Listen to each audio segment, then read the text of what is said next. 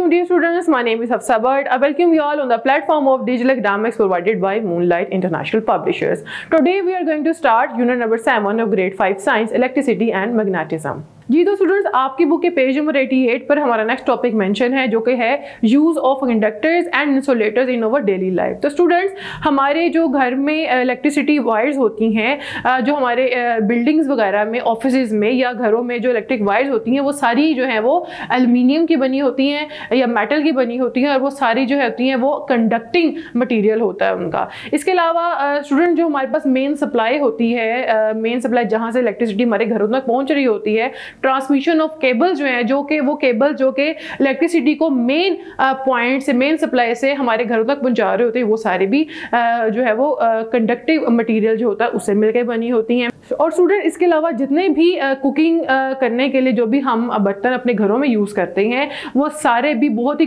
Good conductors होते हैं heat के। तो आप ये भी इस चीज़ से एक्सेस कर सकते हैं, कंक्लूड कर सकते हैं कि जो भी हमारे पास कंडक्टर्स होते हैं जो कि इलेक्ट्रॉन चार्जेस को अपने अंदर से कंडक्ट करा सकते हैं, पास करा सकते हैं, वो ही जो है बहुत ही गुड कंडक्टर्स होते हैं हीट के भी। स्टूडेंट, इसके अलावा जो बेस होती है इलेक्ट्रिक आयरन की, वो भी जो है वो कंडक्टर ही की बनी होती है, मेटल की या आयरन की बनी होती है, जिसकी वजह से इजीली जो है वो करंट उसमें से पास होता है और हीट जो है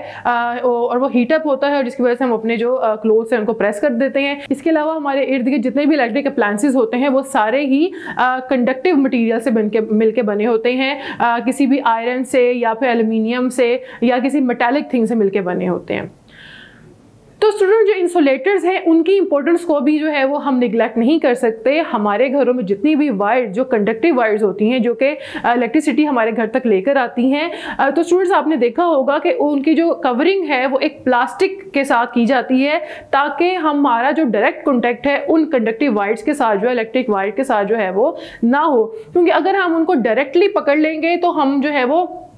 बहुत ही बुरे इलेक्ट्रिक शॉक से जो है वो गुजरेंगे, हमें बहुत ही बुरा इलेक्ट्रिक जो है वो करंट लगेगा। इसलिए जो इलेक्ट्रिक वायर्स होती हैं वो कवर्ड होती हैं किसी भी इंसुलेटर्स के थ्रू, ताकि हम उन किसी भी बुरे या ख़तरनाक किस्म के हादसे से बच सकें। स्टूडेंट, इसके अलावा जितने भी हैंडल्स होते हैं इलेक्ट्रिक अप्लायंसेस के, जस्ट लाइक जो आयरन है, इलेक्ट्रिक आयरन है उसका हैंडल हो गया, जो इसके अलावा जो है वो कभी प्लास्टिक का बना होता है, कुछ जो इलेक्ट्रिक आयरन होता है वो उनका जो हैंडल होता है वो वुड का बना होता है, इलेक्ट्रिक हीटर्स हो गए, इलेक्ट्रिक केटल्स हो गए, इनके जो हैंडल्स होते हैं वो इंसुलेटर्स होते हैं ताकि हम उनको इजीली अपने हाथ में जो है वो ग्रिप कर सकें और हमें जो है वो उनसे किसी भी किस्म का कोई खतरा ना हो।